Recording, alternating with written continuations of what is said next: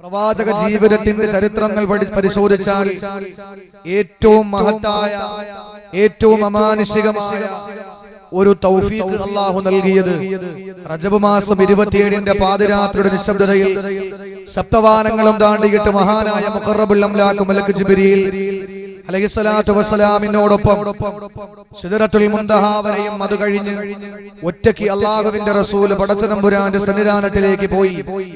അതേ പാതിരാത്രി തന്നെ അല്ലാഹുവിന്റെ പ്രിയപ്പെട്ട പ്രവാചകർ മക്കയിൽ മടങ്ങിയെത്തി.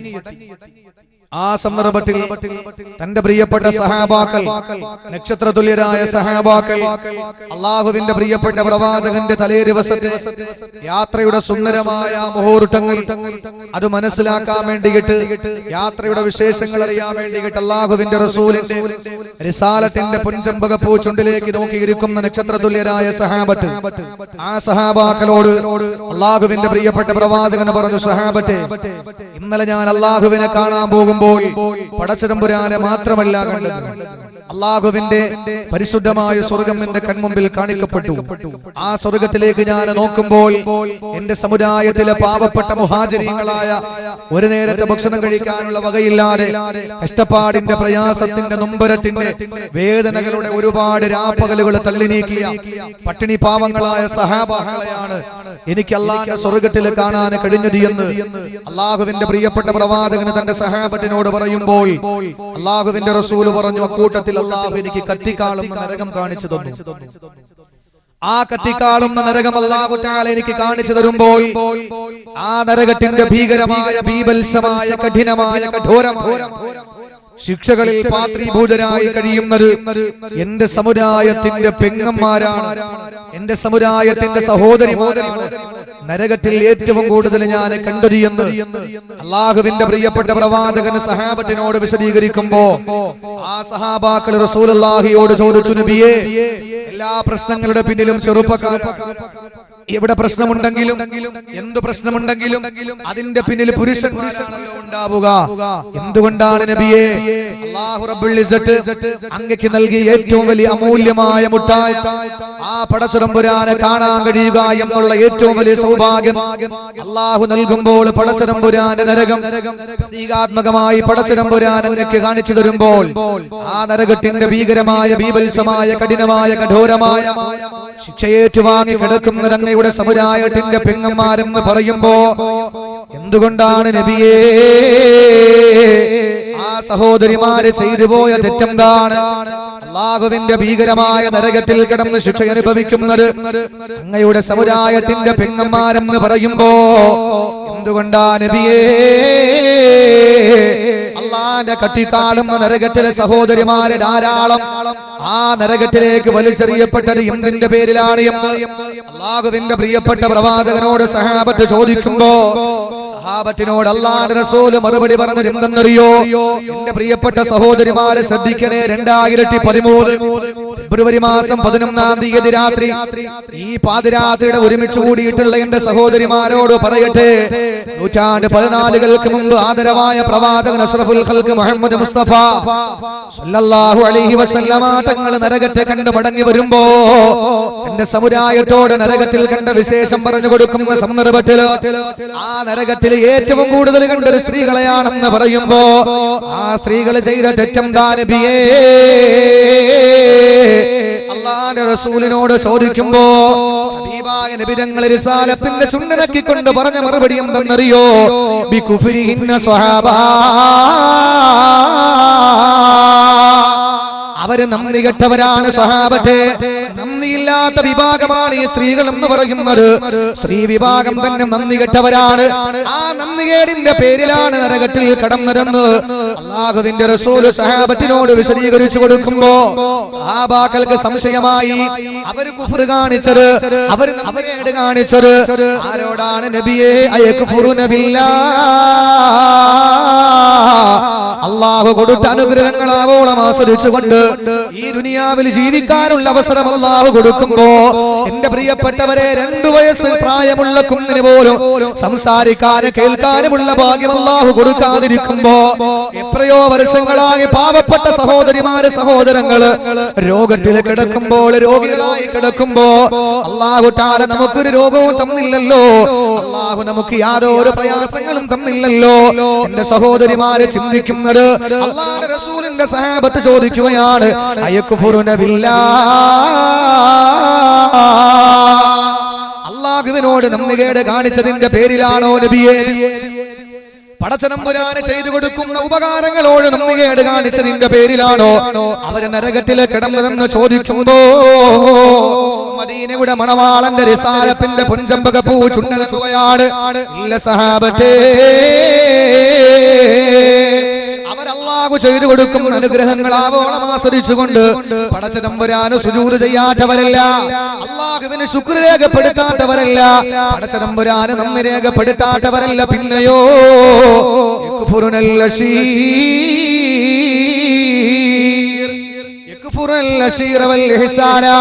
അവര് ഭർത്താക്കന്മാരോട് നന്ദികേട് കാണിക്കുന്നവരാണ്.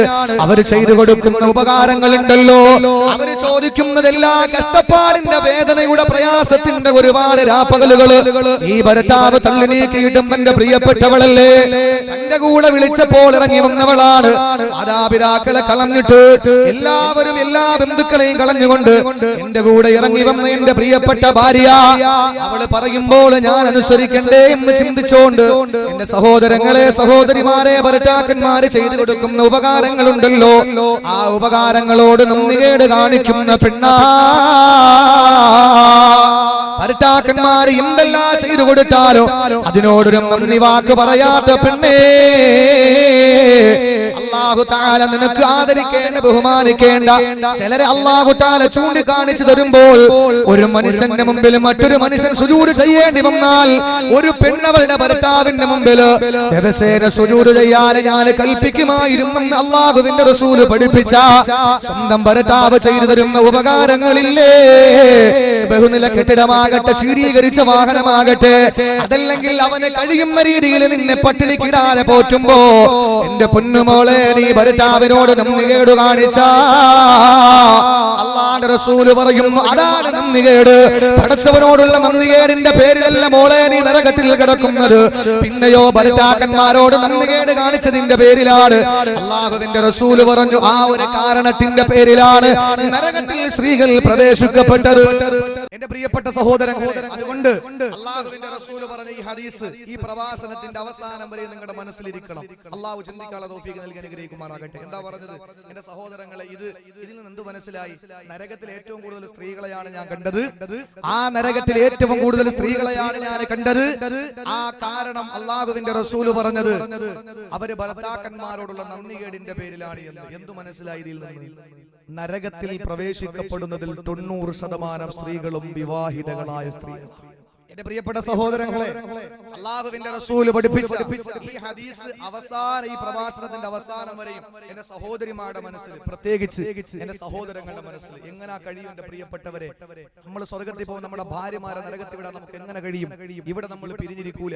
ഗൾഫിൽ പോകുന്ന ചെറുപ്പക്കാരൻ, ആദ്യമായിട്ട് ഗൾഫിൽ പോകുന്നവൻ 6 മാസം വരെ ജോലിക്കും പോകൂല, ഫോണും വിളിക്കൂല. ഫോൺ എടുത്ത് വെച്ചാൽ ഇവിടെ നിന്ന് വിളിക്കുന്ന, നാട്ടിൽ നിന്ന് വിളിക്കുന്ന ഭാര്യ ഇവിടെ നിന്ന് കരച്ചിലാണ്. ഇവളെ കരച്ചിൽ തളരുമ്പോൾ അവിടെ ഭർത്താവ് ഇങ്ങോട്ട് കരയുക.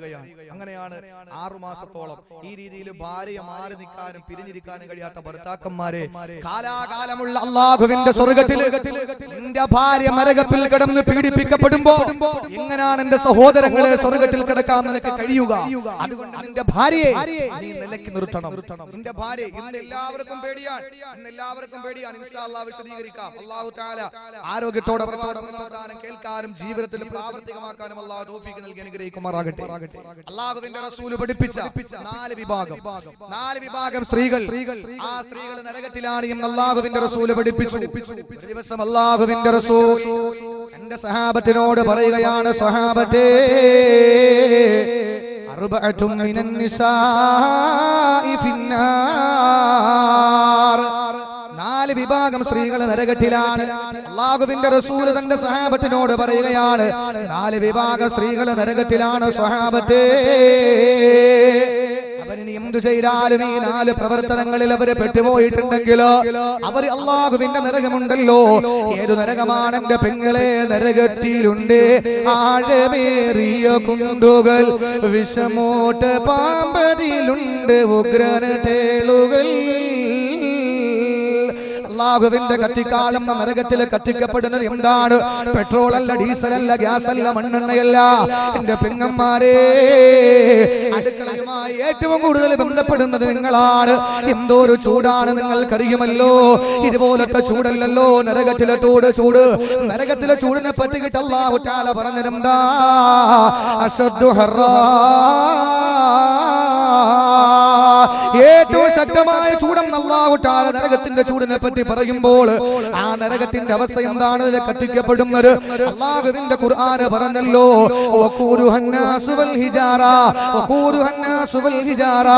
ആ നരകത്തിൽ കത്തിക്കപ്പെടുന്നത് മനുഷ്യബുദ്ധിയെ പരസ്യമായിട്ട് അവഹേളിക്കുന്ന ശിലാവിഗ്രഹങ്ങളും ആ ശിലാവിഗ്രഹങ്ങളുടെ മുമ്പിൽ കൈകൂപ്പി നിൽക്കുന്ന വിഗ്രഹാരാധകരായ മനുഷ്യരെയുമാണ് അല്ലാഹു തആല നരകത്തിലിട്ട് കത്തിക്കുന്നതെന്ന് ഖുർആൻ പറയുമ്പോ, അല്ലാഹുവിന്റെ പരിശുദ്ധമായ ഖുർആൻ വിശദീകരിക്കുമ്പോ, എന്റെ സഹോദരിമാരെ, നരകത്തിന്റെ ആ ഭീകരമായ ചൂടില് 4 വിഭാഗ സ്ത്രീകൾ പ്രവേശിക്കപ്പെടുമെന്ന് അല്ലാഹുവിന്റെ റസൂൽ പറയുമ്പോൾ നബി തങ്ങൾ പറഞ്ഞാൽ അതിൽ സംശയിക്കല്ലേ. അല്ലാഹുവിന്റെ റസൂൽ പറഞ്ഞാൽ പല്ലിളിക്കണ്ട, നെറ്റിച്ചുളിക്കണ്ട. മാ യന്തിഖു അനിൽ ഹവാ ഇൻ ഹുവ ഇല്ലാ വഹീയുഹാ. പൊന്നാര നബി തങ്ങളുടെ റിസാലത്തിന്റെ ചുണ്ടിൽ നിന്ന് എന്തടർന്നു വീഴണമെങ്കിലോ ആകാശത്തിനപ്പുറത്ത് നിന്ന് അള്ളാന്റെ തീരുമാനമില്ലാതെ പറയൂല. പടച്ചതമ്പുരാനും അറിയിച്ചു കൊടുത്തു. അതല്ലാതെ 23 വർഷക്കാലത്തിന്റെ ജീവിതത്തിൽ റസൂലുള്ളാഹൊന്നും മിണ്ടിയിട്ടില്ല. എന്റെ പ്രിയപ്പെട്ട സഹോദരങ്ങള്, നബി തങ്ങൾ പറഞ്ഞാൽ പടച്ചതമ്പുരാന് പറഞ്ഞത് പോലെയല്ല, അള്ളാഹ് പറഞ്ഞത് തന്നെയാണ്, അതിൽ സംശയമില്ല. ആ നബി തങ്ങളല്ലേ പറഞ്ഞത്. നൂറ്റാണ്ട് 14 മുമ്പ് അള്ളാന്റെ റസൂൽ പറയുകയാണ്,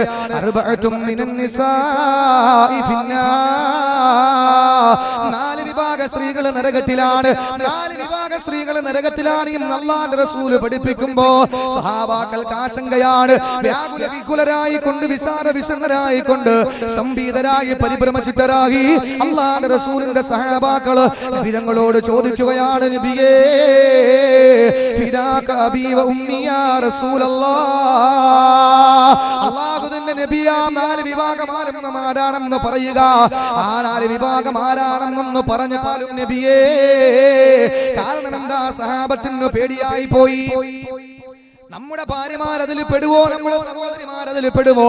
നമ്മുടെ പൊന്നാര മക്കൾ അതിൽ പെടുവോ? നമ്മുടെ മാരാക്കൾ അതിൽ പെടുമോ എന്നുള്ള പേടിയോടെ സഹാബാക്കൾ തലയിലൊരു മാടപ്രാവ് വന്നിരുന്നാല് തലയിണക്കിയാല് പറന്നു പോകുമോ എന്ന ആശങ്കയോടെ, തലയിണക്കാതിരിക്കുന്നത് പോലെ ആദരവോടെ ബഹുമാനത്തോടെ അല്ലാഹുവിന്റെ റസൂലിന്റെ മുമ്പിൽ നിരന്നിരിക്കുന്ന സഹാബത്തിനോട് അല്ലാഹുവിന്റെ റസൂൽ പറയുകയാണ്, 4 വിഭാഗ സ്ത്രീകളെ നരകത്തിലാണ്.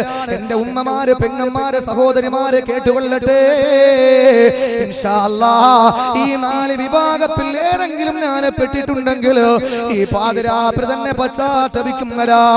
വേണ്ട, ഇനി സുഖകരമായ ജീവിതം എനിക്ക് വേണ്ട, അല്ലാഹുവിന്റെ സ്വർഗ്ഗം എനിക്ക് വേണ്ടേ, ദാറുസ്സലാം വേണ്ടേ, ജന്നാത്തുൽ ഖുൽദ് വേണ്ടേ, ജന്നാത്തുൻ നഈം വേണ്ടേ, ജന്നാത്തുൽ ഫിർദൗസ് വേണ്ടേ. ഇങ്ങനെയെങ്കിലും ജീവിച്ചങ്ങ് തീർക്കാനുള്ളതല്ലല്ലോ എന്റെ ജീവിതം എന്ന് കരുതിക്കൊണ്ട് എന്റെ പെങ്ങളെ 4 വിഭാഗത്തിൽ പെട്ടുപോയാ എന്റെ സഹോദരിമാരെ ഈ പാതിരാത്രി തന്നെ പശ്ചാത്തപിച്ച് മടങ്ങിക്കോ. സമയം അതിക്രമിച്ചു പോയി, ലോകാവസാനം അടുത്തിരിക്കുകയാ എന്റെ പെങ്ങന്മാരെ. അതുകൊണ്ട് ഇനിയെങ്കിലും ജീവിച്ചോ, നല്ലതുപോലെ ജീവിച്ചോ. റസൂലുള്ളാഹി എണ്ണി പറയുന്നത് ഞാനെന്ന് എണ്ണട്ടെ. 4 വിഭാഗ സ്ത്രീകളെ നരകത്തിലാണ് എന്ന് അല്ലാഹുവിന്റെ റസൂൽ പറഞ്ഞില്ല. ആദ്യമായിട്ട് നബി തങ്ങൾ പറഞ്ഞതാരെന്നറിയോ? ഇംറഅത്തുൻ ബദിയത്തുൽ ലിസാനി അലാ സൗജിഹാ. ഒന്നാമത്തെ വിഭാഗത്തിൽ അല്ലാഹുവിന്റെ റസൂൽ നീര് നാവ് കൊണ്ട് ഭർത്താവിനെ ബുദ്ധിമുട്ടിക്കുന്ന പെണ്ണാണ്. നാവ് കൊണ്ട് ഭർത്താവിനെ ബുദ്ധിമുട്ടിക്കുന്ന പെണ്ണേ. രാവിലെ പാടത്ത് പണിയെടുക്കാൻ പോകുന്ന പാവപ്പെട്ട ഭർത്താവ് വൈകുന്നേരം തിരിച്ചു നിന്റെ വീട്ടിലേക്ക് വരുമ്പോൾ സഭ്യതയില്ലാത്ത വാക്ക് പറയുന്ന പെണ്ണേ, അശ്ലീല ചുവയുള്ള സംസാരം പറയുന്ന പെണ്ണ്. നീ ഓർത്തോ, റസൂലുള്ളാഹി 4 പേരിൽ ആദ്യമായിട്ട് എണ്ണിയത് എന്റെ പെങ്ങളെ നിന്നെ പറ്റിയിട്ടാണ്. ഇംറഅത്തുൻ ബദിയത്തുൽ ലിസാനി അലാ സൗജിഹാ. നാവ് കൊണ്ട് ഭർത്താവിനെ പിടിച്ചു നിർത്തുന്ന ഭാര്യ, നാവ് കൊണ്ട് ഭർത്താവിനെ വരച്ച വരയിൽ നിർത്തുന്ന പെണ്ണ്, നീയാണ് ഒന്നാമത്തെ വിഭാഗമെന്ന് മദീനയുടെ മണവാളൻ നബി മുഹമ്മദ് മുസ്തഫ. ഒന്നാമത്തെ വിഭാഗം നാവ് കൊണ്ട് ഭർത്താവിനെ ബുദ്ധിമുട്ടിക്കുന്ന പെണ്ണ്. ആകെ ഭാര്യയ്ക്ക് ഭർത്താവിന്റെ മുമ്പിൽ പിടിച്ചു നിൽക്കാൻ കഴിയുന്ന ഒരേ ഒരു അവയവം അത് നാവാണ്. ഈ നാവിന്റെ മുമ്പിൽ എത്ര വില്ലാളി വീരനാണെങ്കിലും എത്ര ആരോഗ്യമുള്ളവനാണെങ്കിലും ഭാര്യയുടെ നാവിന്റെ മുമ്പിൽ എന്റെ പ്രിയപ്പെട്ടവരെ എല്ലാവരെയും ഏത്തയിടും, അതിൽ യാതൊരു സംശയമില്ല. എത്ര വലിയ ആരോഗ്യമുള്ളവനാണെങ്കിലും കണ്ടിട്ടില്ലേ, പുറത്തിറങ്ങുമ്പോൾ ടെൻഷനായിട്ട് ഏത് ഭർത്താക്കന്മാര് പുറത്തിറങ്ങുന്നു, എപ്പോഴും വല്ലാത്തൊരു പേടിയും അതല്ലെങ്കിൽ വല്ലാത്തൊരു വിഷമത്തോടെ പുറത്തിറങ്ങിയാൽ മനസ്സിലാക്കണം, ഭാര്യ നല്ലതുപോലെ പെരുമാറി വിട്ടിട്ടുണ്ട് എന്നുള്ളതിന് അടയാളം. ചിലര് പള്ളിയിൽ വരും, പള്ളിയിൽ വന്ന് ഉസ്താദിന്റെ മണ്ടേ കയറും, ചിലര് വന്ന് മുഖത്തിന്റെ മണ്ടേ കയറും, ചിലര് വന്ന് മുത്താലിമിയുടെ മണ്ടേ കയറും. എന്തുകൊണ്ടെന്നറിയോ? വീട്ടിൽ നിന്ന് ഭാര്യ നല്ലതുപോലെ കൈകാര്യം ചെയ്ത് വിട്ടതിന്റെ അടയാളം. ഭാര്യ വരച്ചിട്ട് അവിടെ നിൽക്കാൻ പറഞ്ഞാൽ ഭർത്താക്കന്മാരെ അനങ്ങൂല. എന്റെ സഹോദരിമാരെ ഞാൻ പറയുകയാണ്, ഭർത്താവിനെ നാവ് കൊണ്ട് ബുദ്ധിമുട്ടിച്ചാൽ കഷ്ടപ്പെടുന്ന ഭർത്താവ്, നിനക്ക് വേണ്ടി കഷ്ടപ്പെടുന്ന ഭർത്താവ്, ആ ഭർത്താവിന്റെ തലമണ്ട പഴുത്തിട്ട് അത് തന്റെ മൂക്കിന്റെ ദ്വാരത്തിലൂടെ, മൂക്കിന്റെ 2 ദ്വാരത്തിലൂടെ പുറത്തേക്ക് ചലമൊഴുകുമ്പോ നീ നിന്റെ നാവ് കൊണ്ട് അത് ഒപ്പിയെടുത്തു കൊടുത്താലും നിന്റെ ഭർത്താവിനോടുള്ള കടമ നീ നിർവഹിച്ചവളാകില്ല എന്ന് പഠിപ്പിച്ച ഹബീബായ പ്രിയപ്പെട്ട പ്രവാചകൻ പറയുകയാണ്, നീ ആദരിക്കേണ്ട, ബഹുമാനിക്കേണ്ട, സ്നേഹിക്കേണ്ട നിന്റെ പ്രിയപ്പെട്ട ഭർത്താവ്.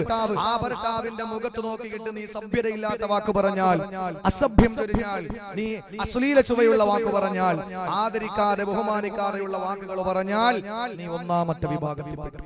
സഹോദരിമാര് പറയും, ഉസ്താദേ ഇനി 3 എണ്ണം പറയണ്ട, അൽഹംദുലില്ലാഹ് നരകത്തിൽ പോകാൻ പറ്റുന്ന രീതിയിൽ കൂടി ഞാൻ ആയിരിക്കുകയാണ്, ഇനി 3 എണ്ണം പറയണമെന്നില്ല. ചില ഭർത്താക്കന്മാര് പറയും, അങ്ങനെ വാള് പറഞ്ഞു കൊടുക്കും മുസ്ലിയാരെ, ഇന്നെങ്കിലും സന്തോഷമായിട്ട് കിടന്നു. ഭാര്യമാർ അങ്ങനെ.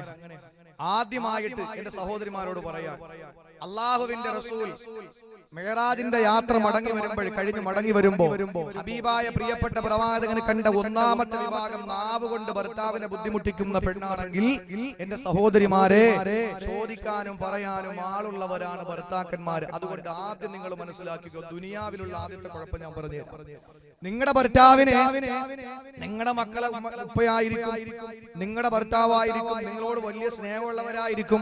ഇതെന്തേ ഇത്ര ഉസ്താദുമാർക്കും മൊയ്ലാക്കന്മാർക്കൊക്കെ ഇത് പറയേണ്ട കാര്യമുണ്ടോ എന്ന് ചോദിച്ചാൽ എന്റെ സഹോദരി, ഒരു കാര്യം നീ മനസ്സിലാക്കണം, നിന്റെ ഭർത്താവിന്റെ മുഖത്ത് നോക്കിയിട്ട് നീ സഭ്യതയില്ലാത്തൊരു വാക്ക് പറഞ്ഞാൽ, അവന് വിഷമം വരുന്നൊരു വാക്ക് പറഞ്ഞാൽ, ചോദിക്കാനും പറയാനും നിന്റെ ഭർത്താവിന് ആളുകളുണ്ട്. എന്റെ സഹോദരങ്ങളെ, നിങ്ങൾക്കത് പറയാൻ പറ്റൂല. കാരണം എന്താ? നിങ്ങളുടെ ഭാര്യമാരോട് നിങ്ങൾ പറയാൻ, ചോദിക്കാനും പറയാനും ആളുണ്ടെന്ന് പറഞ്ഞാൽ അവൾ പറയുന്നത് എന്തായിരിക്കും? ചുമ്മാതല്ല, കുറച്ചു നാൾ കൊണ്ട് മൊബൈലിൽ കോൾ വരുമ്പോൾ കൊണ്ട് ഓടുന്നത്, ചോദിക്കാനും പറയാനും ആളൊക്കെ ആയി തുടങ്ങിയല്ലേ എന്ന് ഭർത്താവിനോട് ഭാര്യ ചോദിക്കും.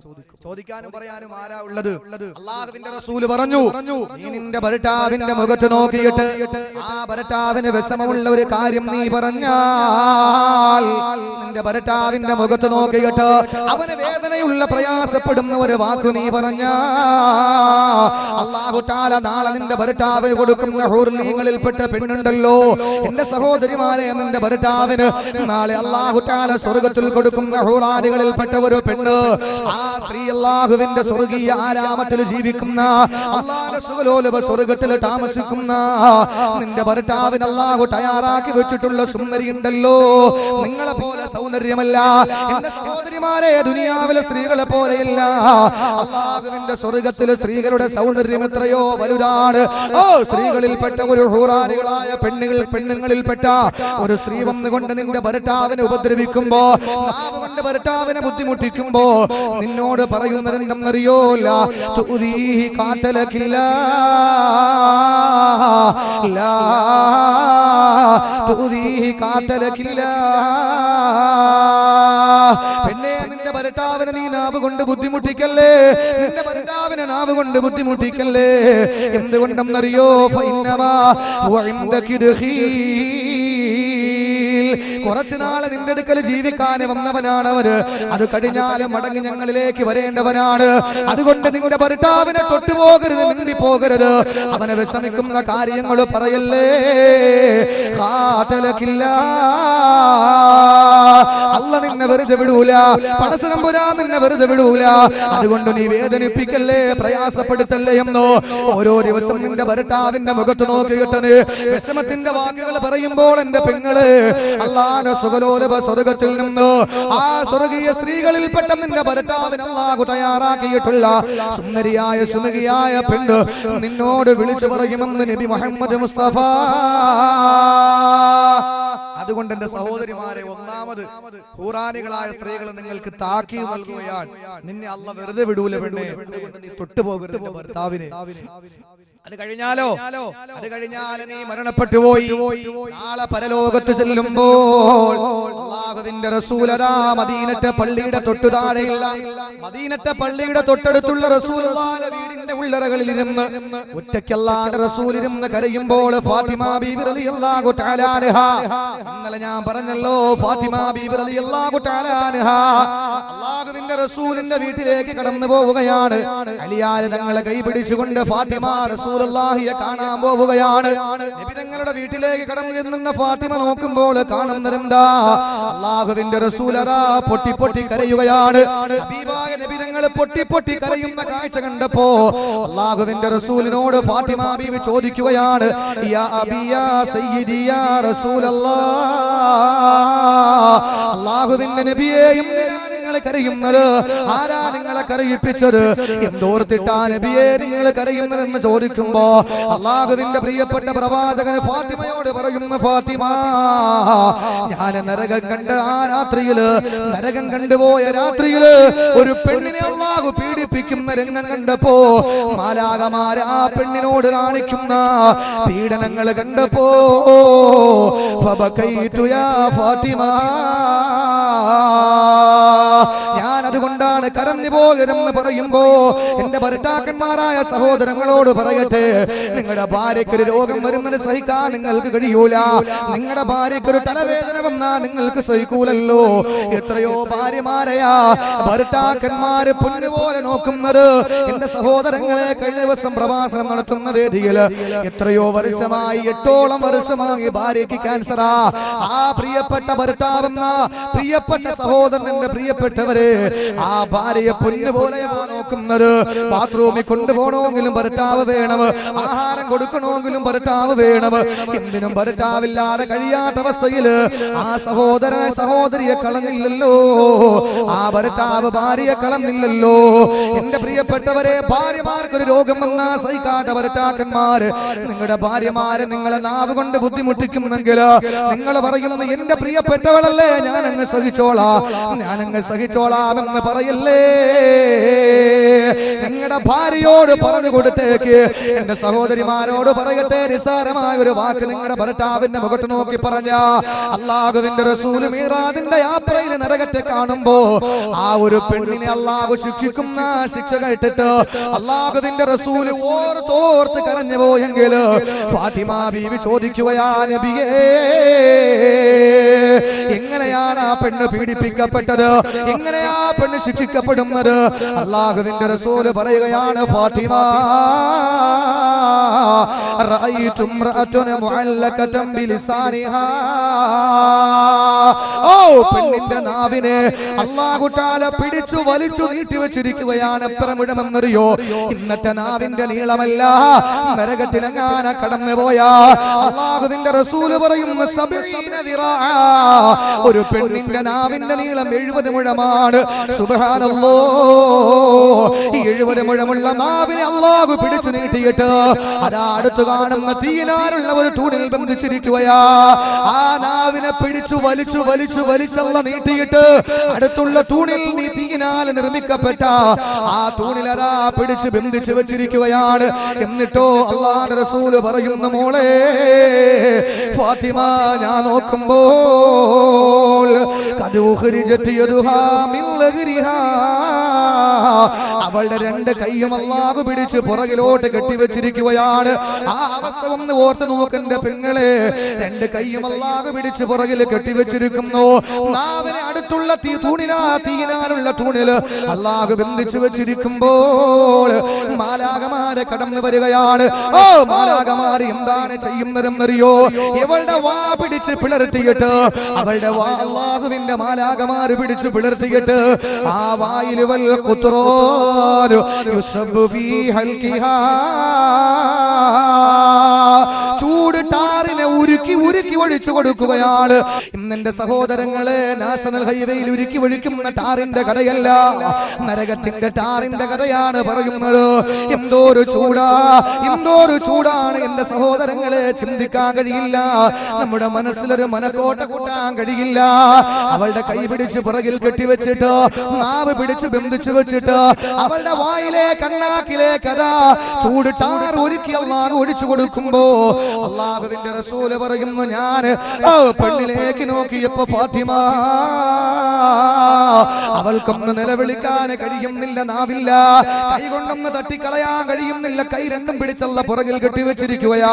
ഇത്രത്തോളം ഭീകരമായ ശിക്ഷ ഏറ്റുവാങ്ങുന്ന പെണ്ണിന് ഞാൻ കണ്ടു ഫാത്തിമ, ഞാൻ കണ്ടു എന്ന് റസൂലുള്ളാഹി ഫാത്തിമ ബീവിയോട് പറയുമ്പോൾ ഫാത്തിമ ബീവി കരഞ്ഞുകൊണ്ട് ചോദിക്കുന്നു, നബിയേ, എന്ത് തെറ്റാണ് പെണ്ണ് ചെയ്തത്, എന്ത് തിന്മയാണ് ആ പെണ്ണ് പ്രവർത്തിച്ചതെന്ന് ചോദിച്ചപ്പോ അല്ലാഹുവിന്റെ പ്രിയപ്പെട്ട പ്രവാചകന് ഫാത്തിമ എന്ന പൊന്നുമോളോട് പറഞ്ഞതെന്തെന്നറിയോ?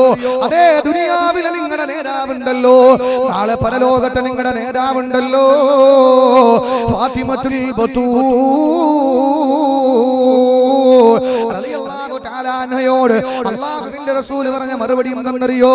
ഇത്രത്തോളം ശിക്ഷിക്കപ്പെടുന്ന പെണ്ണ് നിസ്കരിക്കാത്ത പെണ്ണല്ല, സീരിയൽ കാണുന്ന പെണ്ണല്ല. ആ പെണ്ണ് ആരാണെന്നറിയോ?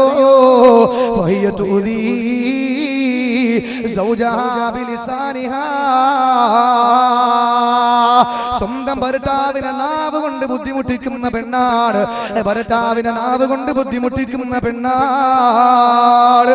അല്ലാഹുവിന്റെ പടച്ച തമ്പുരാന്റെ നരകത്തിൽ ഇത്രത്തോളം ഭീകരമായ രീതിയിൽ ആ പെണ്ണ് ശിക്ഷിക്കപ്പെടുമ്പോ എന്റെ പെങ്ങന്മാരെ, നിങ്ങൾക്ക് കഴിയോ? നിങ്ങൾക്ക് സഹിക്കാൻ നിങ്ങൾക്ക് കഴിയോ? എന്ത് തെറ്റാ പെണ്ണ് ചെയ്തു പോകരുത്. ഭർത്താവിനോട് സഭ്യതയില്ലാത്തൊരു വാക്കാണ് മിണ്ടി പോകരുത്. അതുകൊണ്ട് ഈ പാതിരാത്രി പ്രതിജ്ഞ എടുക്കോ എന്റെ പെങ്ങള്, നിന്റെ ഭർത്താവിന്റെ മുഖത്ത് നോക്കിയിട്ട് അവൻ ഇഷ്ടമില്ലാത്തൊരു കാര്യം പറയില്ല. എന്റെ പ്രിയപ്പെട്ടവർ ആലോചിക്കണം. അങ്ങനെ ഏതായിരുന്നാലും ഇന്ന് ഭാര്യയുടെ വീട്ടുകാർ ഭർത്താവിന്റെ വീട്ടുകാർക്ക് കൊടുക്കാമെന്ന് പറഞ്ഞത് കൊടുക്കാതിരുന്നാൽ ആ ഭാര്യ നൊന്തുപെറ്റ മക്കളുടെ മുമ്പിലിട്ട് ആ ഭാര്യ പലക്കടിച്ചു കൊല്ലുന്ന കാപാലികരല്ലേ ചെറുപ്പക്കാരെ. എത്രയോ സ്ഥലങ്ങളിലാണ് അവസാന പെണ്ണിന്റെ സൗന്ദര്യം കാണുമ്പോൾ പെണ്ണുമറി മറ്റൊന്നും വേണ്ട എന്ന് പറഞ്ഞിട്ട് പാവപ്പെട്ട കുടുംബത്തിലെ പെണ്ണിനെ വന്ന് കല്യാണം കഴിച്ചുകൊണ്ട് പോയാൽ അവസാന രണ്ടെണ്ണം പ്രസവിക്കുമ്പോൾ അവളുടെ മുഞ്ചു കുറയുമ്പോൾ, അവളുടെ സൗന്ദര്യം ഒന്ന് കുറഞ്ഞു പോകുമ്പോൾ നിന്റെ വീട്ടിൽ നിന്ന് വാങ്ങിക്കൊണ്ടുവരാനുള്ളത് വാങ്ങിക്കൊണ്ടുവാ എന്ന് പറഞ്ഞിട്ട് നിരന്തരമായി ഭാര്യയെ ബുദ്ധിമുട്ടിക്കുന്ന ഭർത്താക്കന്മാരില്ലേ എന്റെ സഹോദരങ്ങളെ? അവസാനം കൊണ്ടുവരാതിരിക്കുന്ന സന്ദർഭത്തിൽ പിഞ്ചോമനം മക്കളുടെ മുമ്പിലിട്ട് ആ മാതാവിനെ പീസ് പീസാക്കി കൊന്നുകളഞ്ഞ എത്രയോ ചരിത്രങ്ങളായ എന്റെ പ്രിയപ്പെട്ടവരെ പത്രത്തിലൂടെ നമ്മൾ വായിച്ചത്. എന്നാൽ ഇത് മാത്രമല്ലേ നമ്മൾ കണ്ടിട്ടുള്ളൂ. എന്നാൽ നൂറ്റാണ്ട് 14 മുമ്പ് അല്ലാഹുവിന്റെ റസൂൽ ഒരു പുരുഷ പീഡനത്തെ പരിചയപ്പെടുത്തുകയാണ്. എല്ലാവർക്കും അറിയേണ്ട ഉസ്താദേ, പുരുഷ പീഡനം എവിടെയാണ്? എന്റെ സഹോദരങ്ങളെ, പലരുടെയും വീടിന്റെ ഉള്ളറകളില് 4 മതിൽക്കെട്ടിന്റെ ഉള്ളിൽ നടക്കുന്ന പീഡനമാണ് പുറത്തു പറയാൻ മടിക്കുന്നത്. ഒരു മഹല്ല് കമ്മിറ്റിക്കാരുടെ കമ്മിറ്റി ഓഫീസിൽ ഇന്ന് വരെയും ഇങ്ങനെയുള്ള ഒരു സർട്ടിഫിക്കറ്റ് വന്നിട്ടില്ല, ഇന്ന് വരെയും ഇങ്ങനെയുള്ള പരാതി വന്നിട്ടില്ല. എന്തുകൊണ്ടെന്നറിയോ? പുറത്തിറങ്ങി നടക്കാനുള്ള മാനക്കേട് കരുതിയിട്ട് ഭർത്താക്കന്മാര് കടിച്ചിറക്കി കഴിയുന്നതാ, അവർ സഹിക്കുന്നതാണ്. അല്ലാഹുവിന്റെ റസൂൽ നൂറ്റാണ്ട് 14 മുമ്പ് ഒരു പുരുഷ പീഡനത്തെ പരിചയപ്പെടുത്തുകയാണ്. എങ്ങനെയെന്നറിയോ? അല്ലാഹുവിന്റെ റസൂൽ പറയുന്നു, ലൗകാന ജമീഉ മാ ഫിൽ അർളി റഹബൻ വഫില്ലാഹ്.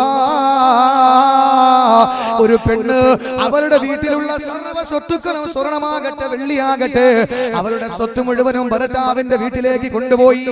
കല്യാണം കഴിഞ്ഞ പാവപ്പെട്ട ഭർത്താവ്, ഒരു നേരത്തെ ഭക്ഷണം കഴിക്കാനുള്ള ഭാഗ്യമില്ലാതിരുന്ന ഭർത്താവിന്റെ സ്വഭാവം കണ്ടിട്ട് ഒരു പെണ്ണിനെ വാപ്പ കെട്ടിച്ചു കൊടുക്കുമ്പോൾ ആ പെൺകുട്ടി സർവ്വ സ്വത്തുമാകിട്ട് ഭർത്താവിന്റെ വീട്ടിൽ പോയി. ജീവിതത്തിൽ ഏതോ ഒരു നിമിഷത്തിൽ മക്കൾക്ക് ഡൊണേഷൻ കൊടുക്കുന്ന വിഷയമാകട്ടെ, ഏത് വിഷയമാകട്ടെ, പ്രിയപ്പെട്ട ഭാര്യ ഭർത്താവിന്റെ മുഖത്ത് നോക്കിയിട്ട് ഫഖർ നടിച്ചു, അന്തസ് നടിച്ചു. മന്നംദാ ഇന്നമൽ മാലുലി വലാ മാലലക, നീ ആരാണ്, നിനക്കൊന്നുമില്ലായിരുന്നല്ലോ, നീ സുഖിക്കുന്ന എല്ലാ സുഖവും എന്റെ ഉപ്പ നൽകിയതല്ലേ, ഇന്ന് നിന്റെ കയ്യിൽ കിടക്കുന്ന വാച്ചന്റെ ഉപ്പ നൽകിയതല്ലേ, ഇന്ന് നീ യാത്ര ചെയ്യുന്ന വാഹനം എന്റെ ഉപ്പ നൽകിയതല്ലേ, അതുപോലെ ഇന്ന് നീ അനുഭവിക്കുന്ന എല്ലാ സ്വത്തും എന്റെ പിതാവ് കഷ്ടപ്പെട്ട് നിനക്ക് തന്നതല്ലേ. കയറി വരുമ്പോൾ ഒരു നയാ പൈസ എടുക്കാൻ നിന്റെ കയ്യിൽ ഇല്ലായിരുന്നല്ലോ. ഇന്നൊരു പെണ്ണ് ഭർത്താവിന്റെ മുഖത്ത് നോക്കിയിട്ട് ഏതെങ്കിലും ഒരു സ്ത്രീ എന്ന് പറഞ്ഞ അല്ലാഹുവിന്റെ റസൂല് പറഞ്ഞതെന്തെന്നറിയോ? എന്റെ പൊന്നു പെങ്ങളെ, നിന്റെ പ്രിയപ്പെട്ട ഭർത്താവ് പാവപ്പെട്ടവനാണ്. നിന്റെ പ്രിയപ്പെട്ട പിതാവ് നിന്റെ ഭർത്താവിന്റെ കൈവെള്ളയിൽ വെച്ച് കൊടുക്കുമ്പോ അവന്റെ സ്വഭാവം കണ്ട്, ദീന് കണ്ടിട്ടാ കൊടുത്തത്, അവന്റെ സമ്പത്ത് കണ്ടിട്ടല്ല. ആ ഒരു സാഹചര്യത്തിൽ പാവപ്പെട്ട നിന്റെ ഭർത്താവ് ഏതെങ്കിലും ഒരു ആവശ്യത്തിന് നിന്നോട് പൈസ ചോദിക്കുമ്പോ ഇതിന്റെ പേരിൽ ഭർത്താവിനെ നീ ശകാരിച്ച, പൈസ ഇല്ലാത്തവനാണെന്ന് പറഞ്ഞ് ആക്ഷേപിച്ചു കഴിഞ്ഞ അല്ലാഹുവിന്റെ റസൂല് പറയുന്ന അഹ്ബത്തല്ലാഹു അമലഹാ വലൗ കാന കസീറാ, അവൾ എത്ര വലിയ ഇബാദത്തുള്ളവളാണെങ്കിലും അവളുടെ അമലുകളെ അല്ലാഹു പൊളിച്ചു കളയും. ഒരുപാട് നിസ്കരിച്ചവളാണ്, ഒരുപാട് തഹജ്ജുദ് നിസ്കരിച്ചവളാണ്, ഒരുപാട് ളുഹാ നിസ്കരിച്ചവളാണ്, അവളുടെ ജീവിതത്തിൽ ഒരുപാട് ഇബാദത്തുകൾ അവൾ എടുത്തു. പക്ഷേ ഭർത്താവിന്റെ മുഖത്ത് നോക്കിയിട്ട് ഒരു വേള പറഞ്ഞു, ഇന്നമൽ മാലുലി വലാ മാലലക, താൻ ആടാ, നിങ്ങൾ ഒന്നും കൊണ്ടല്ലല്ലോ വന്നത്, എല്ലാം എന്റെ ഉപ്പ ഉണ്ടാക്കിയിട്ടതല്ലേ, അതിൽ വന്ന് നിങ്ങൾ അനുഭവിക്കുകയല്ലേ, അതെല്ലാം നിങ്ങളുടെ പേരിൽ അങ്ങോട്ട് പ്രമാണം ചെയ്ത് തന്നില്ലേ എന്നൊരു ഭാര്യ ഭർത്താവിന്റെ മുഖത്ത് നോക്കിയിട്ട് ഏതെങ്കിലും ഒരു സന്ദർഭത്തിൽ മക്കൾക്ക് ഡൊണേഷൻ കൊടുക്കുന്ന വിഷയത്തിലാകട്ടെ, ഏത് വിഷയത്തിലാകട്ടെ, ഭാര്യ ഭർത്താവിന്റെ മുഖത്ത് നോക്കി പറഞ്ഞാൽ, വലത്തെ കയ്യിൽ തസ്ബീഹും ഇടത്തെ കയ്യിൽ ഖുർആനുമായി ഇരുന്നിട്ട് കാര്യമില്ല സഹോദരി, എന്റെ ഭർത്താവിന്റെ മുഖത്ത് നോക്കിയിട്ട് മോശമായിട്ടൊന്നും പറയാൻ പാടില്ല, അങ്ങനെ പറയാൻ പാടില്ല. പറഞ്ഞു കഴിഞ്ഞാൽ അല്ലാഹു നിന്റെ അമലുകൾ മുഴുവനും ആദരവായ പ്രവാചകൻ നബി മുഹമ്മദ് മുസ്തഫ. അതുകൊണ്ട് എന്റെ സഹോദരിമാരെ, നാവ് കൊണ്ടുള്ള പീഡനം അവസാനിപ്പിക്കാൻ ഒന്നാമത്തെ വിഭാഗം അതാണ്. രണ്ടാമത്തെ വിഭാഗം ഏതാ? അല്ലാഹുവിന്റെ റസൂൽ പറയുകയാണ് രണ്ടാമത്തെ വിഭാഗം. ഒന്നാമത്തെ വിഭാഗം പറഞ്ഞു ഭർത്താവിനെ നാവ് കൊണ്ട് ബുദ്ധിമുട്ടിക്കുന്ന പെണ്ണാണ്. രണ്ടാമത്തെ വിഭാഗം അല്ലാഹുവിന്റെ റസൂൽ പറയുന്നു ഇംറഅത്തുൻ ലാ തസ്തുറു നഫ്സഹാ മിനർ റിജാൽ വതഖ്റുജു മിൻ ബൈതിഹാ ബിഗൈരി ഇദ്നി സൗജിഹാ. രണ്ടാമത്തെ വിഭാഗത്തെ അല്ലാഹുവിന്റെ റസൂൽ എന്നുമ്പോൾ അവൾക്ക് രണ്ട് സ്വഭാവമാണ്. ഒന്നാമത്തെ സ്വഭാവം ഏതെന്നറിയോ? അവൾ അന്യപുരുഷന്മാരുടെ മുമ്പിൽ അവളുടെ ശരീരത്തെ പ്രദർശിപ്പിക്കുന്നവളാ. മരാമ പെണ്ണിനെ പോലെ ലജ്ജിപ്പിക്കുന്ന രീതിയിൽ ഫാഷൻ പരേഡ് നടത്തുന്ന പെണ്ണാ. ശരീരത്തിന്റെ എല്ലാ ഭാഗവും പുറത്തു വെച്ചുകൊണ്ട് നടക്കുന്ന പെണ്ണാ. അല്ലാഹുവിന്റെ റസൂൽ പറയുന്ന പെണ്ണേ, നീ നരകത്തിലാണ്, സംശയമില്ല, നരകത്തിലാ. എന്റെ സഹോദരിമാരെ, രണ്ടാമത്തെ സ്വഭാവം അല്ലാഹു ഈ രണ്ടാമത്തെ വിഭാഗ സ്ത്രീക്ക് പറഞ്ഞത് തഖ്റുജു മിൻ ബൈതിഹാ ബിഗൈരി ഇദ്നി സൗജിഹാ. ഭർത്താവിന്റെ അനുവാദമില്ലാതെ വീട് വിട്ട് പുറത്തു പോകുന്നവളാ. ഭർത്താവ് അറിയുന്നില്ല എവിടെയാണ് പോകുന്നത്. അത് അയൽക്കൂട്ടത്തിനാകട്ടെ, തൊഴിലുറപ്പിന്റെ പണിക്കാകട്ടെ, അത് എവിടെയാകട്ടെ എന്റെ സഹോദരിമാരെ, നിന്നെ പോറ്റി വളർത്തുന്ന നിന്റെ പ്രിയപ്പെട്ട ഭർത്താവ് സൗദിയിലാകട്ടെ, മസ്കറ്റിലാകട്ടെ, കുവൈറ്റിലാകട്ടെ, അബുദാബിയിലാകട്ടെ, ദുബായിലാകട്ടെ, ഷാർജയിലാകട്ടെ, എവിടെയാകട്ടെ, ആ ഭർത്താവ് നാട്ടിലില്ലെങ്കിലും ഉണ്ടെങ്കിലും ശരി തന്നെ അവന്റെ അനുവാദമില്ലാതെ പുറത്തു പോകല്ലേ. നിങ്ങൾ പറയും ഉസ്താദേ, ആഴ്ചയിൽ ഒരു ദിവസമാണ് മൂപ്പിലെ വിളിക്കുന്നത്, എന്നാൽ ആ ആഴ്ച ചോദിച്ചു വെച്ചോ, ഇല്ലെങ്കിൽ എന്തിനാ പോകുന്നത്? എന്റെ സഹോദരി, പോകാൻ പാടില്ല. ഭർത്താവിനെ ആദരിക്കേണ്ടവനല്ലേ, ഭർത്താവ് ആദരിക്കപ്പെടേണ്ടവനാ. അവന്റെ അനുവാദമില്ലാതെ പുറത്തു പോകാൻ പാടില്ല.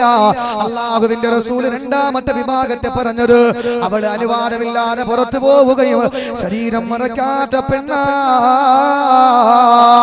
എന്റെ സഹോദരങ്ങളോട് പറയട്ടെ, ഇന്ന് ഡൽഹിയിൽ പോലും സ്വതന്ത്രാനന്തര ഭാരതം കണ്ടിട്ടില്ലാത്ത ഏറ്റവും വലിയ പ്രതിഷേധത്തിന്റെ കൊടുങ്കാറ്റ് ഡൽഹിയിൽ നടക്കുമ്പോ എന്റെ പ്രിയപ്പെട്ടവരെ, ഒരു പെണ്ണിനെ കാമകസ്വലന്മാര് 7ഓളം വരുന്ന ചെറുപ്പക്കാർ ആ പെണ്ണിനെ ചുട്ടരിക്കുമ്പോൾ കൊന്നുകളയുമ്പോ എന്റെ സഹോദരങ്ങള് പാറി പറക്കുന്ന പ്രാഗപ്പിന് പറവയുടെ ചിറകറ്റു വീണ് മരിച്ചുപോയ പേരറിഞ്ഞുകൂടാത്ത എല്ലാ രാജ്യത്തിന്റെ മുമ്പിലും ഈ ഇന്ത്യക്ക് നാണക്കേടുണ്ടാക്കി വെച്ച ചൈനീസ് മന്ത്രാലയം പോലും ചൈനീസ് യുവതികളോട് പറഞ്ഞത്, ഇന്ത്യയിൽ വന്ന ചൈനീസ് യുവതികളോട് ചൈനീസ് മന്ത്രാലയം പറഞ്ഞത്, പൊന്നുമക്കളെ ഇന്ത്യ എന്ന് പറയുന്ന ബലാത്സംഗത്തിന് പേര് കേട്ട നാടാ, അതുകൊണ്ട് സൂക്ഷിച്ച് ഡൽഹിയിലൂടെ നടക്കണേ, നിങ്ങളുടെ മാനവും കൊണ്ട് തിരിച്ചു വരണേ എന്ന് ചൈനീസ് മന്ത്രാലയം ചൈനീസ് യുവതികളെ ഇന്ത്യയിലുള്ള യുവതികളോട് പറഞ്ഞെന്ന് പത്രത്തിൽ വാങ്ങിച്ചെങ്കിൽ ലോകത്തെ നാണം കെട്ടില്ലേ?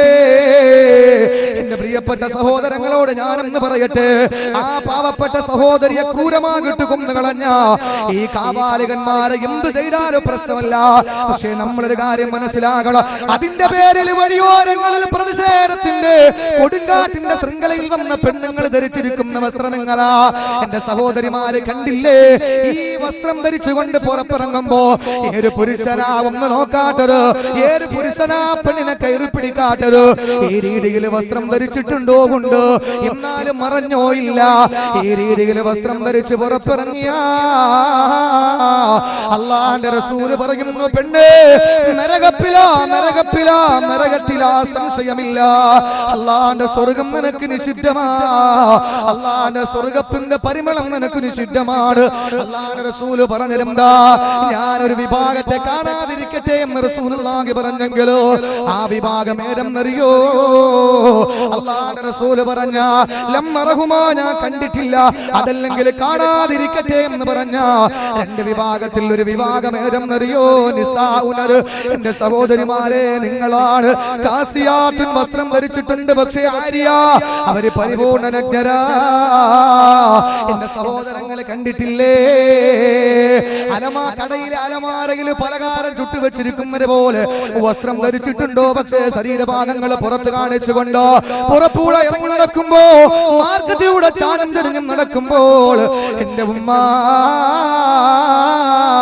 അള്ളാന്റെ റസൂല് പറഞ്ഞത്, അതുവഴി ഏതെങ്കിലും ഒരു ചെറുപ്പക്കാരന്റെ വികാരം ഇളക്കി വിടുമാറ് നീ ശരീരം തുറന്നിട്ടുകൊണ്ട് നടന്നു കഴിഞ്ഞ പൊങ്ങളെ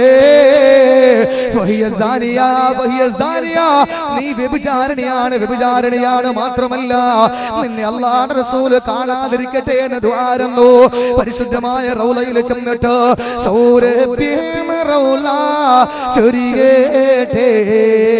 സായൂജ്യം നിറയട്ടെ. മദീനയുടെ മണവാളൻ അന്ത്യവിശ്രമം കൊള്ളുന്ന റൗളാ ശരീഫിന്റെ മുമ്പിൽ പർദ ധരിച്ച് തസ്ബീഹുമായിട്ട് സോക്സ് ധരിച്ചിട്ട് കയ്യുറ ധരിച്ചിട്ട് മഫ്ത ധരിച്ചിട്ട് എന്റെ പെങ്ങളെ റൗളാ ശരീഫിന്റെ മുമ്പിൽ പോയി നല്ലതുപോലെ പൊട്ടിക്കരഞ്ഞ് സലാം പറഞ്ഞിട്ട് തിരിച്ച് നീ കരിപ്പൂര് വന്നാൽ നെടുമ്പാശ്ശേരിയിൽ വന്ന തിരുവനന്തപുരത്ത് വന്നിറങ്ങിയാൽ എന്റെ മോളെ നിന്റെ വീട്ടിലോട്ട് വരുന്നത് പിന്നെങ്ങനാ? മദാമ പെണ്ണിനെ പോലെ ലജ്ജിപ്പിക്കുന്ന രീതിയില് പാശ്ചാത്യ പെങ്ങൾ അടിവസ്ത്രമായി ഉപയോഗിക്കുന്നത് മേൽവസ്ത്രമാക്കിക്കൊണ്ട് ധരിച്ചു നടക്കുമ്പോ സഭ്യതയില്ലാത്ത വാക്ക് പറഞ്ഞു എന്നാരും ചിന്തിക്കല്ലേ എന്ന് സഹോദരിമാരെ പോക്ക് വല്ലാത്ത പോക്കാ. അള്ളാഹു കാത്തു രക്ഷിക്കട്ടെ. നീ സലാം പറഞ്ഞ പൊന്നാര നബിയില്ലേ, നിന്നെ കാണാതിരിക്കട്ടെ എന്ന് ദ്വാരെന്നെങ്കില് എന്റെ പൊന്നുമോളെ തീർന്നില്ല. അള്ളാഹുവിന്റെ റസൂല് പറയുകയാണ്, അങ്ങനെ ഏതെങ്കിലും ഒരു സ്ത്രീ ഇറങ്ങി നടന്നു കഴിഞ്ഞാൽ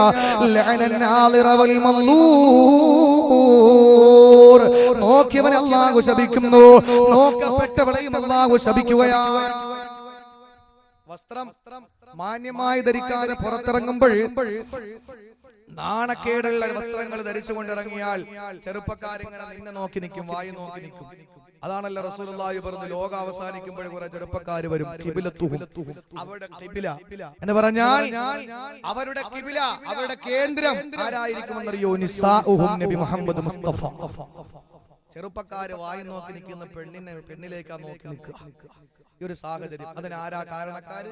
സഹോദരിമാരെ, നിങ്ങളാണ്. നിങ്ങളെ തൊട്ടാൽ ലോകമുടങ്ങും, നിങ്ങളെ തൊട്ടാൽ പ്രതിഷേധം, നിങ്ങളെ തൊട്ടാൽ നിയമപാലകരും കേന്ദ്രങ്ങളിലെ ഭരണകർത്താക്കളും സ്ത്രീശക്തിവാദികളൊക്കെയും നിങ്ങൾക്ക് അനുകൂലമാണ്. പക്ഷേ നിങ്ങൾ നല്ലതുപോലെ നടക്കുന്നില്ലല്ലോ. അതെന്താ നിങ്ങൾ ചെയ്യാത്തത്? അള്ളാഹുവിന്റെ റസൂല് പറയുന്നു, രണ്ടാമത്തെ വിഭാഗം ആ വിഭാഗം. ഇന്ന് സഹോദരിമാര്, ഞാൻ ഔറത്ത് മറയ്ക്കുന്ന വിഷയത്തിനെ കൂടുതലൊന്നും വിശദീകരിക്കുന്നില്ല. പറഞ്ഞാൽ ഒരു പക്ഷേ നിങ്ങൾക്ക് അത് ഇഷ്ടപ്പെടാതെ എങ്കിലും ഞാൻ പറയും. പക്ഷേ ഈ സരസിനെ മാനിച്ചുകൊണ്ട് ഞാനത് വളരെ വിശാലമായിട്ട് ഞാൻ പറയുന്നില്ല. ഒരു കാര്യം ഞാൻ പറയാം. ഇന്ന് സഹോദരിമാര് മനസ്സിലാക്കിയിട്ടുള്ള ഔറത്ത് ഏതാ? ഉസ്താദ്, ഞങ്ങൾ ഔറത്ത് മറച്ചിട്ടുണ്ട്. എവിടെ മുതലാ? കഴുത്തിന് താഴോട്ട്. അവര് പറയുന്നത് തലമുടി. അത് എന്റെ ഭർത്താവ് കഷ്ടപ്പെട്ട് അബുദാബി നയിച്ച ബോയാണ്. അത് തലയിൽ വെച്ചുകൊണ്ട് നടക്കുമ്പോൾ എല്ലാവരും ഒന്ന് കാണട്ടെ, അതുകൊണ്ട് എങ്ങനെ തലമറക്കുക? അല്ലെങ്കിലും എന്നെ പോലെ തലമുടിയുള്ള നിതംബം വരെ കാർക്കൂന്തൽ ഇങ്ങനെ കിടക്കുന്ന ഈ തലമുടി ലോകത്ത്, ഈ നാട്ടിൽ വേറെ ഒരു പെണ്ണുങ്ങൾക്കില്ല. അതുകൊണ്ട് എല്ലാവരും ഒന്ന് കാണട്ടെ എന്ന് പറഞ്ഞിട്ട് ഏതെങ്കിലും ഒരു സഹോദരി തലമറയ്ക്കാതെ നാണംകെട്ട രീതിയിൽ പുറത്തിറങ്ങി നടന്നാൽ, സഹോദരിമാരെ, ഒരു കാര്യം മനസ്സിലാക്കിക്കോ, അള്ളാഹുവിന്റെ റഹ്മത്തിന്റെ മാലാഖമാരുടെ പ്രൊട്ടക്ഷൻ നിങ്ങൾക്ക് ഉണ്ടാവില്ല. നമ്മളെ സംരക്ഷിക്കാൻ അല്ലാഹു തആല മാലാഖമാരെ തയ്യാറാക്കിയിരിക്കുകയാണ്. ഒന്നും രണ്ട് മലക്കുകളല്ല, അല്ലാഹുവിന്റെ കോടിക്കണക്കിന് മാലാഖമാരിൽ ഒരു വിഭാഗത്തിന്റെ പേര് അൽ മലായികത്തുൽ ഹഫള എന്ന് പറഞ്ഞാൽ പ്രൊട്ടക്ഷന്റെ മാലാഖമാരെന്നാണ്. വിശ്വാസികളെ സംരക്ഷിക്കേണ്ട ചുമതലയുള്ള മാലാഖമാരാണ്. അല്ലാഹു കാത്തുരക്ഷിക്കട്ടെ. എന്റെ സഹോദരിമാരെ, റഹ്മത്തിന്റെ മലക്കുകൾ എടുക്കൂല. അല്ലാഹുവിന്റെ റഹ്മത്തിന്റെ മലക്ക് വേണ്ടേ? അതല്ലെങ്കിൽ പിശാചിന്റെ കരവലയത്തിലാകും മോളെ. അല്ലാഹുവിന്റെ റസൂലിന്റെ പ്രവാചകന്റെ പ്രബോധനത്തിന്റെ പ്രഥമഘട്ടത്തില് റസൂലുള്ളാഹിന്റെ പ്രിയപ്പെട്ട ഭാര്യ ഖദീജ റളിയല്ലാഹു തആല അൻഹ ശബ്ദയോടെ കേൾക്കണേ. ഖദീജ റളിയല്ലാഹു തആല അൻഹയുടെ മുമ്പിൽ റസൂലുള്ളാഹി ഓടി വരികയാണ്, പേടിച്ചു വിറച്ച്. ഹിറാ ഗുഹയിൽ നിന്ന് പേടിച്ചു വിറച്ചുകൊണ്ട് റസൂലുള്ളാഹി ഓടി വന്നത് തന്റെ പ്രിയപ്പെട്ട ഭാര്യ ഖദീജ എടുക്കലാണ്. സമ്മിലൂനി യാ ഖദീജ, പുറപ്പെട്ടു മൂട്, ഞാൻ വല്ലാതെ വിറയ്ക്കുന്നു, പനിക്കുന്നു എന്ന് പറഞ്ഞ് പേടിച്ചു വരണ്ടോടിയ റസൂലുള്ളാഹി വീടിന്റെ ഉള്ളറകളിൽ വന്ന സാന്ത്വനത്തിന്റെ വാക്ക് നേടിയത് ഭാര്യയിൽ നിന്നാണ്. ആ ഭാര്യ ആശ്വസിപ്പിച്ചു, നബിയേ, അല്ലാഹു അങ്ങയെ പാഴാക്കൂല, സമാധാനപ്പെടു നബിയേ എന്ന് പറഞ്ഞിട്ട് അല്ലാഹുവിന്റെ റസൂലിനോട് ഒരു അവസരത്തിൽ പറഞ്ഞു, നബിയേ, എനിക്കൊരു ആഗ്രഹമുണ്ട്, ആ ആഗ്രഹം നിങ്ങൾ സാധിപ്പിച്ചു തരണം. അല്ലാഹുവിന്റെ റസൂൽ ചോദിച്ചു, എന്ത് ആഗ്രഹമാണ് നിനക്കുള്ളത്? ഭർത്താക്കന്മാര് ഭാര്യമാരുടെ ആഗ്രഹം സാധിപ്പിച്ചു കൊടുക്കേണ്ടവരാണ്. അവരെന്തു പറഞ്ഞാലും കേൾക്കണമെന്നല്ല, അവര് പറയുന്ന ന്യായമായുമുള്ള കാര്യങ്ങൾ സാധിപ്പിച്ചു കൊടുക്കേണ്ടത് ഭർത്താവിന്റെ കടമയാണ്. എന്റെ പ്രിയപ്പെട്ടവരെ, ഫാത്തിമ ഖദീജ റളിയല്ലാഹു തആല അൻഹ അല്ലാഹുവിന്റെ റസൂലിനോട് പറഞ്ഞു, നബിയേ, എനിക്ക് വല്ലാത്തൊരു ആഗ്രഹമുണ്ട്, അത് നിങ്ങൾ സാധിപ്പിച്ചു തരണം. നബി തങ്ങളെ ചോദിച്ചു, എന്താ ഖദീജ നിനക്കുള്ള ആഗ്രഹം? അത് മറ്റൊന്നുമല്ല നബിയേ, ഇനി ജിബ്രീൽ വരുമ്പോ പിന്നിൽ നിന്ന് മണ്ണിലേക്ക് കടന്നു വരുന്ന അങ്ങയുടെ സമാധാനത്തിന്റെ മാടപ്രാവ് മലക്ക് ജിബ്രീൽ കടന്നു വരുമ്പോ ഈ പാവം ഖദീജയ്ക്കും കാട്ടിത്തരുവോ നബിയേ? അല്ലാഹുവിന്റെ റസൂലിനൊന്ന് ചോദിക്കുകയാണ്, ഭർത്താവിനോട് ആവശ്യപ്പെടുകയാ, അല്ലാഹുവിന്റെ നബിയേ,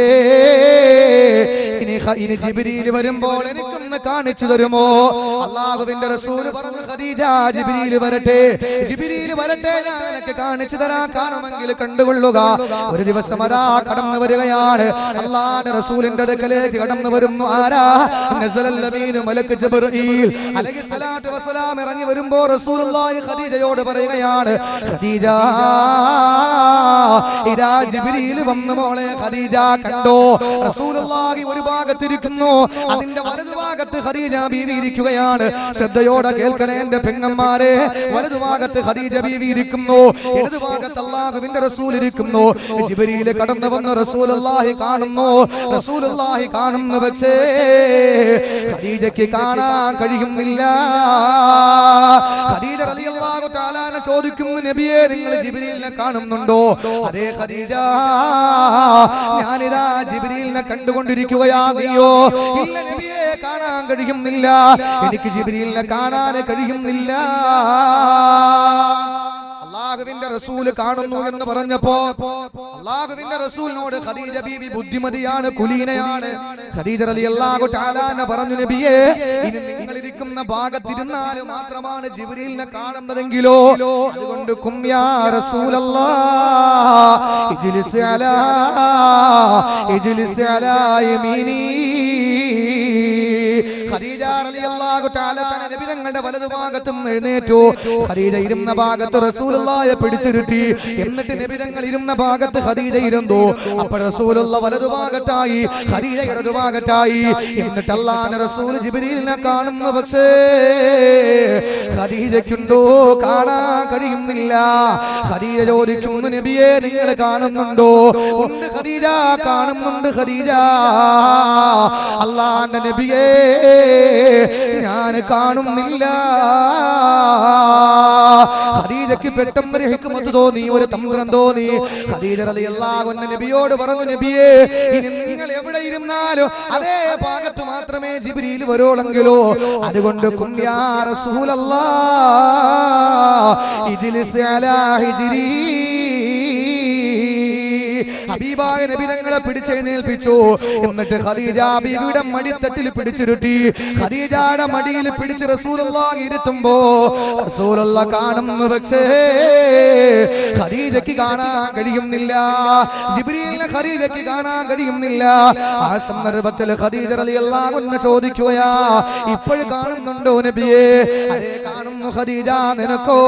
ഇല്ല യാ റസൂലല്ലാഹ്, എനിക്ക് കാണാൻ കഴിയുന്നില്ല. കുറെ നേരം നിശബ്ദയായിരുന്ന ഖദീജ റളിയല്ലാഹു തആല അൻഹ, കുറച്ചു നേരം മിണ്ടാതിരുന്ന ബുദ്ധിമതിയായ ഖദീജ റളിയല്ലാഹു അൻഹ കുറച്ചു നേരം കഴിഞ്ഞിട്ട് പെട്ടെന്ന് നബി തങ്ങളോട് ചോദിക്കുകയാ, നബിയെ, ഇപ്പോഴൊന്ന് നോക്ക്, ജിബ്രീൽ കാണുന്നുണ്ടോ? ഇപ്പോഴൊന്ന് നോക്ക്, ജിബ്രീൽ കാണുന്നുണ്ടോ? അല്ലാഹുവിന്റെ റസൂൽ നോക്കുമ്പോ ഇല്ല ഇല്ല, ജിബ്രീൽ എന്ന മാലാഖ മറഞ്ഞു പോയിരിക്കുകയാ. ജിബ്രീൽ എന്ന മാലാഖ മറഞ്ഞു പോയിരിക്കുകയാണ്, കാണുന്നില്ല. ആ സന്ദർഭത്തില് റസൂലുള്ളാഹി പറയുന്നു, ഖദീജ, കാണാൻ കഴിയുന്നില്ല മോളെ, ഖദീജ കാണാൻ കഴിയുന്നില്ല. ആ സന്ദർഭത്തിൽ ഖദീജ റളിയല്ലാഹു തആല അൻഹ ചാടി എഴുന്നേറ്റ് അല്ലാഹുവിന്റെ റസൂലിനോട് പറഞ്ഞു, അറിയോ എന്റെ സഹോദരിമാരെ, കോളേജിൽ പോകുമ്പോഴും, കല്യാണത്തിന് പോകുമ്പോഴും, ഓഡിറ്റോറിയത്തിൽ പോകുമ്പോഴും, മറ്റ് ഏത് ആർഭാടങ്ങൾക്ക് പോകുമ്പോഴും, മരണ വീട്ടിൽ പോകുമ്പോഴും ഉസ്താദുമാരെ കാണുമ്പോൾ മാത്രം തലമറയ്ക്കുന്ന, അതുപോലെ പള്ളിയിൽ നിന്ന് ബാങ്ക് കേൾക്കുമ്പോൾ മാത്രം തലമറയ്ക്കുന്ന എന്റെ സഹോദരിമാരെ കേട്ടുകൊള്ളട്ടെ. അല്ലാഹുവിന്റെ റസൂലിനോട് ഖദീജ ബീവി പറഞ്ഞത്, നബിയേ, എന്തുകൊണ്ടാണ് എനിക്ക് കാണാൻ കഴിയാത്തതെന്ന് എനിക്കറിയില്ല. പക്ഷേ എന്റെ അടുത്തിരിക്കുന്ന അങ്ങക്ക് കാണാൻ കഴിഞ്ഞു ജിബ്രീലിനെ. എന്തുകൊണ്ടാ? ഞാൻ പരിപൂർണമായി ഔറത്ത് മറച്ചവളായിരുന്നു.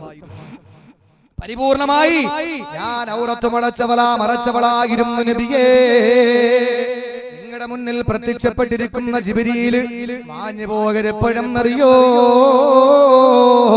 ഞാൻ പെട്ടെന്ന് നീ വന്നത് മലക്കാണോ അതല്ല പിശാചാണോ എന്ന് വിലകിരുട്ടാൻ ഒന്ന് പരിശോധിക്കാൻ വേണ്ടിയിട്ട് ഞാൻ എന്റെ തലയിൽ കിടന്ന തട്ടം മാറ്റി നബിയേ. എന്നിട്ട് 2-3 മുടി ഞാനങ്ങ് പുറത്തിട്ടു. അപ്പോഴാ ജിബ്രീൽ മാഞ്ഞു പോയത്. അപ്പോഴാ ജിബ്രീൽ നിങ്ങളിൽ നിന്ന് മാഞ്ഞു പോയത് നബിയേ. അതുവരെയും ജിബ്രീൽ അങ്ങയോടൊപ്പം ഉണ്ടാകിരുന്നു. പക്ഷേ എന്റെ തലമുടി ഒന്ന് പുറത്തായപ്പോ ജിബ്രീൽ മാഞ്ഞു പോയതാ. അല്ലാഹുവിന്റെ റസൂൽ പറഞ്ഞു, ഖദീജ, ശരിയാണ്, പിശാചിന് പെണ്ണുങ്ങളുടെ ഔറത്ത് കാണുന്നത് ഇഷ്ടമാണ്, പിശാചിന് പെണ്ണുങ്ങളുടെ തലമുടി കാണുന്നത് ഇഷ്ടമാണ്. പക്ഷേ മലക്കുകൾക്ക് ലജ്ജയാണ്. മാലാഖമാരൊരു പെണ്ണിന്റെ തലമുടി എങ്ങാനും കണ്ടുപോയാ ആ മലക്കുകളെ ലജ്ജിച്ചു മാറിപ്പോകും. ഖദീജ, ഇത്രയും കേട്ടിട്ട് എന്റെ സഹോദരിമാരെ, തലമറക്കാരെ തലമറന്നിട്ട് നടന്ന അല്ലാഹുവിന്റെ മാലാഖമാര് വരില്ല മോളെ നിന്റെ കൂടെ. അല്ലാഹുവിന്റെ മാലാഖമാരുടെ സങ്കേതം വരില്ല. പിന്നെയോ പിശാചിന്റെ കരവലയത്തിലാ നീ ഉണ്ടാവുക. അതുകൊണ്ട് മനസ്സിലാക്കിക്കോ, തലമറക്കാരെ പുറത്തിറങ്ങാൻ പാടില്ല. അഥവാ നീ തലമറക്കാരെ നിൽക്കേണ്ടി വന്നാ അത് നിന്റെ പ്രിയപ്പെട്ടവന്റെ മുമ്പിൽ മാത്രമാണ്, നിന്റെ ഭർത്താവിന്റെ മുമ്പിൽ മാത്രമാണ്.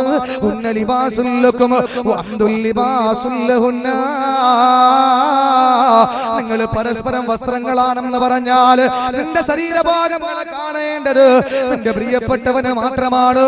നിന്റെ പ്രിയപ്പെട്ടവരെല്ലാരും പുറത്തുള്ള ഒരു ചെറുപ്പക്കാരൻ പോലും അന്യപുരുഷൻ പോലും നിന്റെ ഒരു തലമുടി പോലും കാലം പോലും കാണാ ഒരിക്കലും നീ അനുവദിക്കല്ലേ, അനുവദിക്കല്ലേ.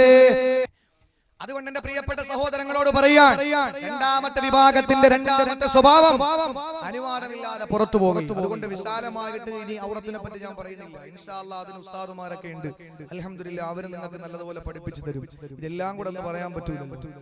രണ്ടാമത്തെ വിഭാഗത്തിൽ പറഞ്ഞ രണ്ടാമത്തെ ആ സ്വഭാവം അല്ലാഹുവിന്റെ റസൂൽ പറയുന്നു അനുവാദമില്ലാതെ പുറത്തു പോകലാണ്. ഇനി സഹോദരിമാരെ ഞാനൊന്ന് ചോദിക്കട്ടെ, ഇഷ്ടപ്പെട്ട് വളർത്തിയ ഭർത്താവ്, ആ ഭർത്താവ് പട്ടിണി കിടന്നുകൊണ്ട് വിദേശ രാജ്യത്ത് പാവപ്പെട്ട ഭർത്താവ് മണലാരുണ്യത്തിൽ പണിയെടുത്തിട്ട് ഉറങ്ങാതെ ഒന്നും കഴിക്കാതെ നിന്റെ ഭർത്താവ് ചിന്തിക്കുന്നത് എന്താ?